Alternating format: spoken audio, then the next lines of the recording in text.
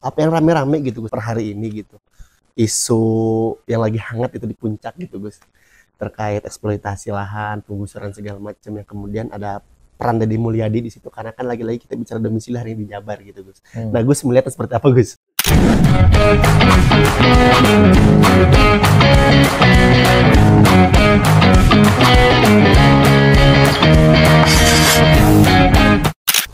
Oh berarti menurut Gus ini merupakan keputusan yang kurang tepat yang diambil oleh para bukan kurang, nggak tepat. Oh nggak tepat ya Gus ya? 100%.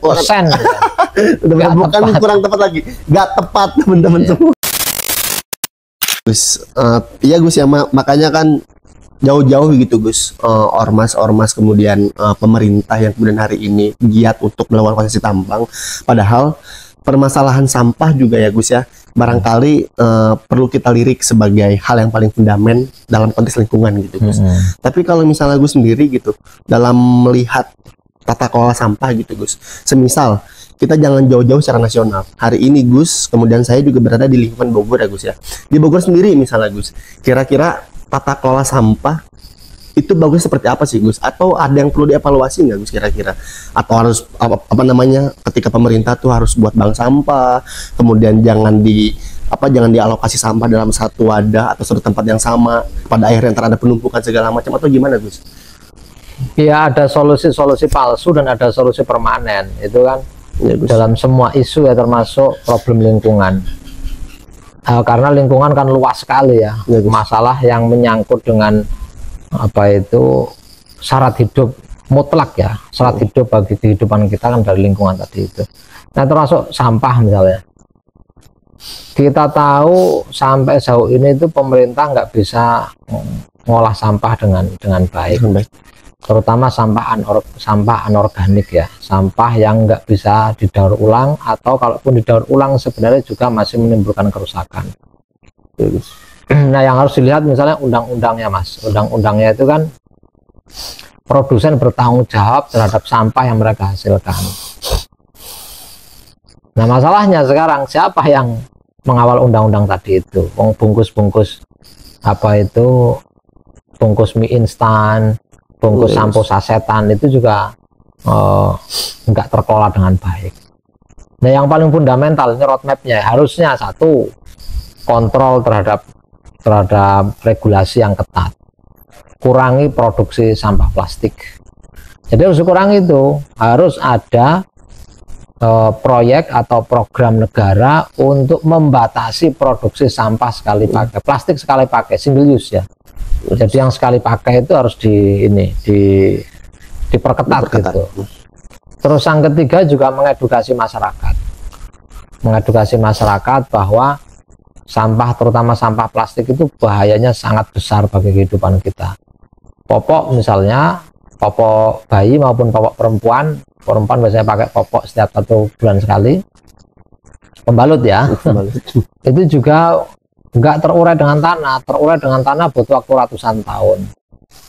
Dan sampah-sampah plastik yang lainnya, nah itu akan menjadi mikroplastik nanti itu merusak saluran air. Kalau di laut dia akan dimakan oleh biota laut ya, oleh ikan-ikan, terus kemudian kita makan gitu. Yang ya, dagingnya yang kita makan mengandung mikroplastik. Ini rantai kerusakannya saya begitu gitu. Jadi kalau kesalahan yang pertama harus dialamatkan ke siapa ya? Ke pemerintah. Baru ke warga. Gimana? Karena nggak ada fasilitasnya.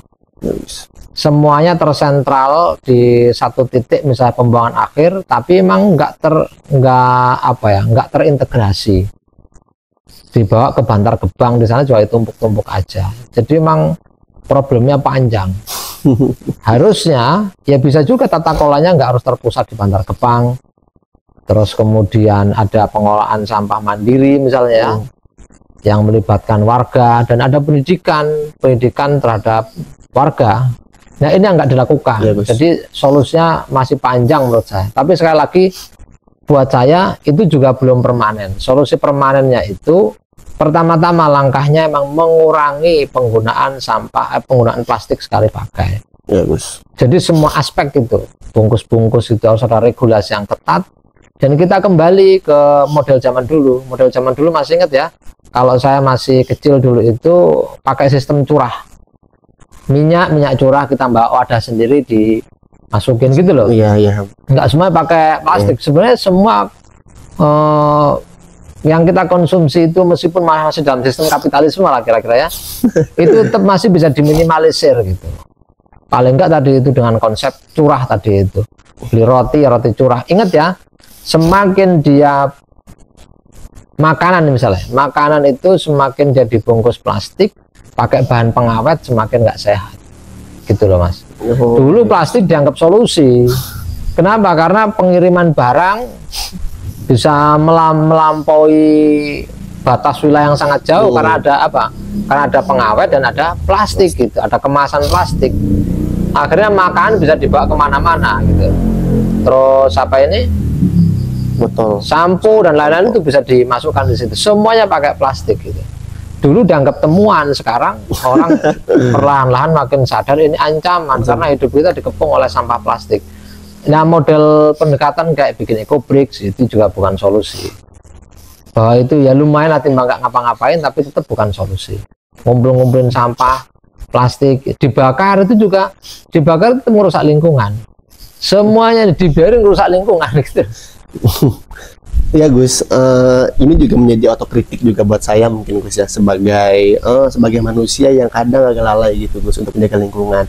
Mungkin dalam hal sampah ini Gus yang menjadi fundamen gitu barangkali, karena banyak sekali mahasiswa, masyarakat atau elemen-elemen NGO yang lain kemudian giat untuk melakukan demonstrasi atau aksi terhadap eksploitasi, misalnya terhadap korporasi, tapi terkadang abai gitu terhadap tugasnya sebagai manusia untuk menjaga lingkungan, minimal dari sampah sekecil pun gitu Gus. Karena persoalan sampah bagi saya Gus ya, yang seperti Gus tadi bilang, permasalahan kecil tapi prinsipil gitu Gus, sustainable, berkelanjutan. Dan kita kadang gitu Gus teriak-teriak, tapi kita juga gitu sebagai aktor yang rusak lingkungan gitu, ya lewat sampah-sampah itu Gus. Tapi terkadang gitu Gus, ini kan perbincangan lama ya Gus ya, terkait terkait kita harus mengurangi sampah plastik, tapi per hari ini kemudian ya masih menambah gitu Gus. Apakah ini kurang legitimasi dari pemerintah, misalnya dibungkus oleh regulasi atau seperti apa Gus gitu?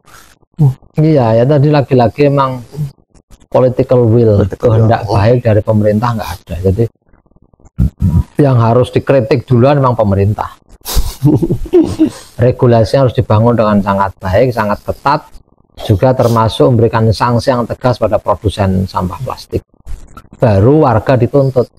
Jadi ada programnya yang terintegrasi, terus baru ada pendampingan warga. Jadi jangan dituntut warganya dulu. Kalau emang produsennya itu bisa dielaborasi, bahkan dihentikan, kan warga nggak akan konsumsi itu. Warga disodorin oleh apa itu produsen ini kan, produsen yang produksi sampah plastik tadi itu, yang mereka konsumsi semuanya mengandung plastik atau paling enggak itu ada unsur plastiknya gitu. Nah itu yang harus diperketat. Nah mau nggak mau emang menurut saya ini namanya ekologi politik ya. Selama nggak ada regulasi yang baik, nggak ada tekan ke pemerintah, ya nggak ada perubahan besar. Jadi kalau ada lingkungannya rusak, itu cerminan dari kondisi politik dan ekonomi yang berlangsung di Indonesia. Mengubahnya ya lewat politik. Nggak bisa, misalnya begini, saya ini kan juga, saya udah diet sampah plastik, sebisa-bisanya meminimalisir, tidak menggunakan, memperbanyak sampah plastik, tapi tetap masih ada. Nah tapi kan negara harus memfasilitasi gimana buangnya gitu loh. Ya, Gus. Terus bagaimana pengelolaannya. Nah itu yang nggak pernah ada kan. Ya akhirnya orang yang buang di mana-mana, di kampung-kampung, apalagi di kampung di sini ya semua orang dibakar.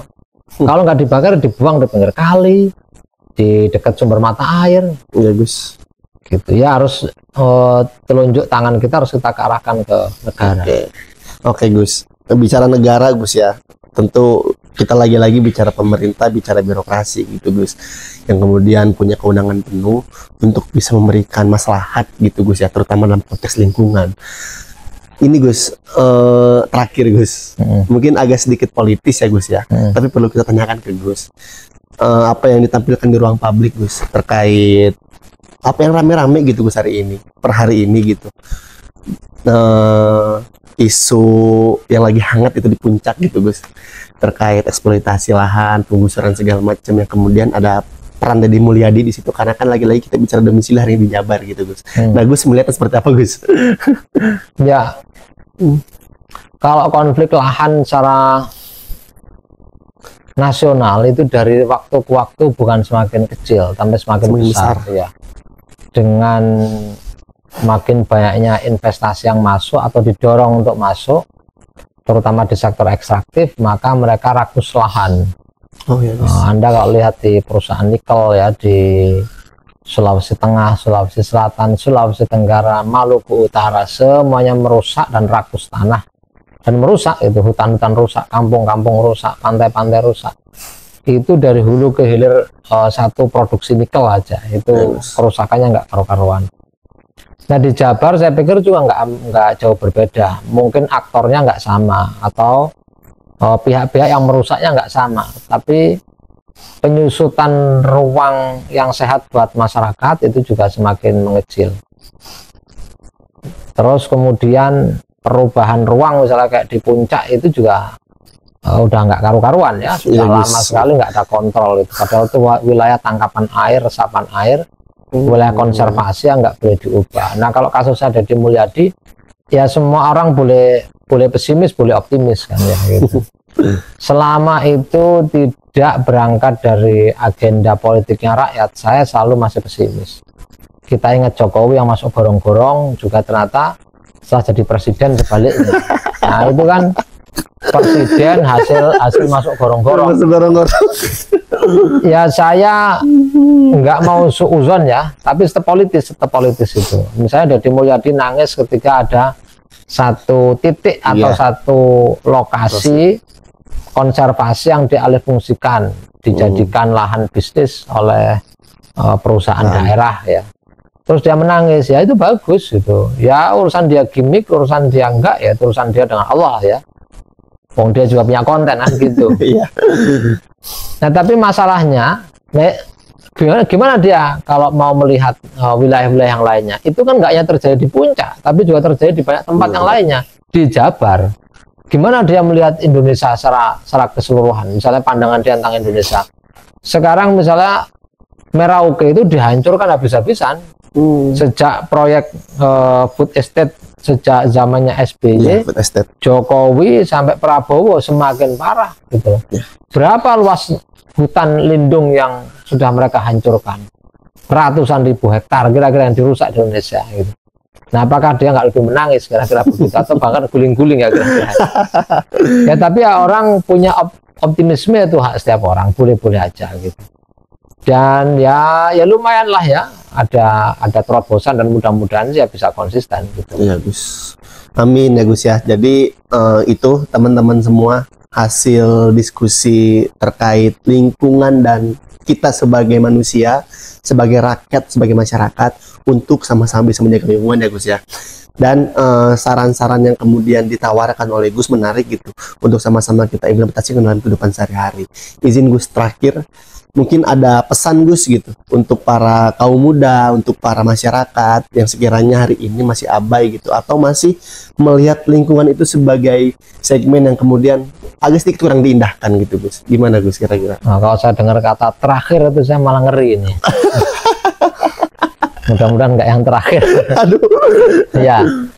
Ya intinya sih saya kira tetap kritis lah ya masyarakat dengan situasi yang berkembang, sekaligus membangun pendidikan politik terutama kelompok pelajar, kelompok yang terpelajar di masyarakat terus menjadi pelopor, menjadi pihak-pihak yang terlibat secara langsung maupun nggak langsung dalam perubahan sosial gitu. Jadi kalau masalah nanti ada yang diindahkan apa enggak gitu ya, itu kan proses ya Mas ya. Iya Gus. Proses yang nggak bisa sehari dua hari. Kalau misalnya itu urusan dan rezim ya kita harus kritis. Iya Gus. Hari ini nggak didengerin, besok nggak didengerin ya kita harus protes dengan keras. Ya, begitu.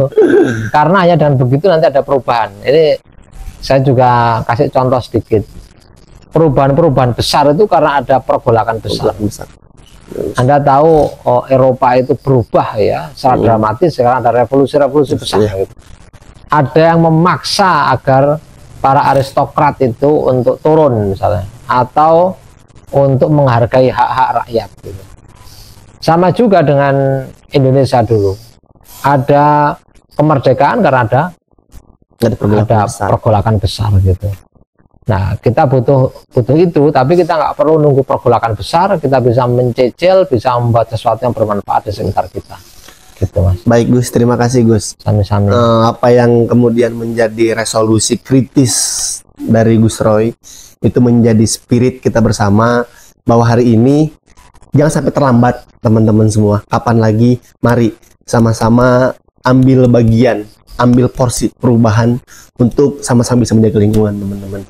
Mungkin Gus gitu aja Gus. Terima kasih Gus atas waktunya Gus. Ya, mungkin kita bisa diskusi di kesempatan yang lain lagi Gus. Sehat-sehat Gus. Ya, begitu saja teman-teman semua. Jangan lupa like, comment, and subscribe YouTube Venus Forum. Bila bisa bilil haq, fasabiqul khairat. Saya Cikal. Wassalamualaikum warahmatullahi wabarakatuh. Waalaikumsalam warahmatullahi wabarakatuh.